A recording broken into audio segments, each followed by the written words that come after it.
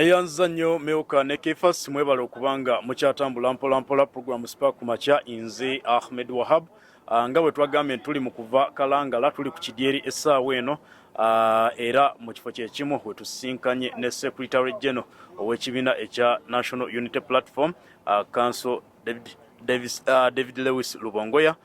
Tugenda kubanga tunyumyamu ku mbeera gye yalabye akawungeezi k'olunaku olwajjo n'olunaku olwajjo okutwaliza awamu nga munanupu bamuwangula akalulu okusinziira ku bye balangiridde waggulu wali naye twabadde tunyumyamuko n'abakulu okuva mu kibiina ekya National Unity Platform akawungeezi kajjo batugambye nti bagenda kukkiriziganya ne byavudde mu kalulu. So tuyina omutesiteesi omukulu ow'ekibiina agenda kubanga atubuulira way forward kiki bagenda okubanga bazzaako ye observation ye yabadde etya. Sebo SG tusanyisa okubeera nga tuli nawe ku Spark ku makya. Soko obuuze ku balabi ba Spark ate tubenga tunyumya emboozi y'akalulu nga bwe yatambudde. Abatula mwena ku Spark TV masuze bulungi. Assalamu alaikum wa rahmatullahi wa barakatuh. Tugamba nti omukama mulungi mu mbeera zonna. Akalulu katambudde katya kuba twabadde ffenna olunaku lwajjo tudda wano tudda eri mu bifo eby'enjawulo. Soko tuwa akawunti yo. Nze nsobola okubuuza gwe nga munnamawulire nti kyabaddewo jjo kalulu. Ako si kalulu tekabadde kalulu. Kubanga akalulu kaba kasuubirwamu okuba ka mazima na bwenkanya nakulaba nga buli muntu abeera n'omukisa okulonda omuntu gw'ayagala ate akalulu ako ne kaweebwa ekitiibwa. Naye mulabye bibadde bigenda mu maaso gyo nga amagye gatambula gatikinga obululu gateekamu obululu mu almost buli polling station.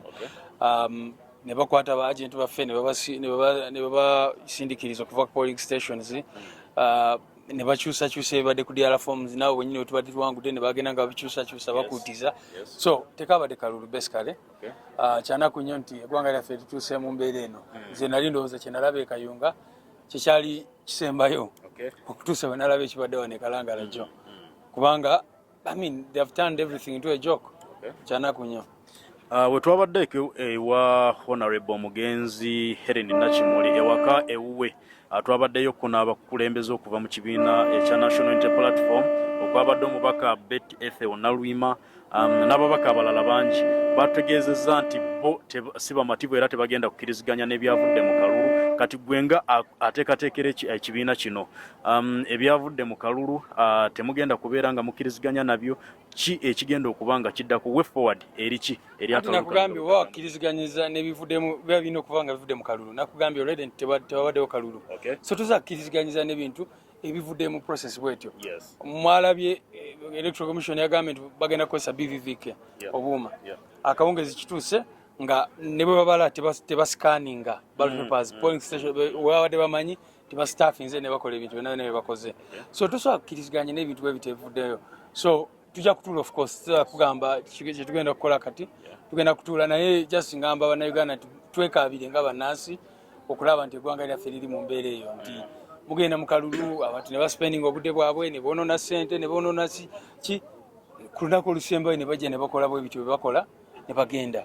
So kyanaku nnyo kya buswavu kulaba nga eggwanga liri mu mbeera eyo naye kye tugenda kukola kati ngenda tujja bategeeza nga tusoose okutuulamu ng'abantu ng'ekibiina then tubategeeze.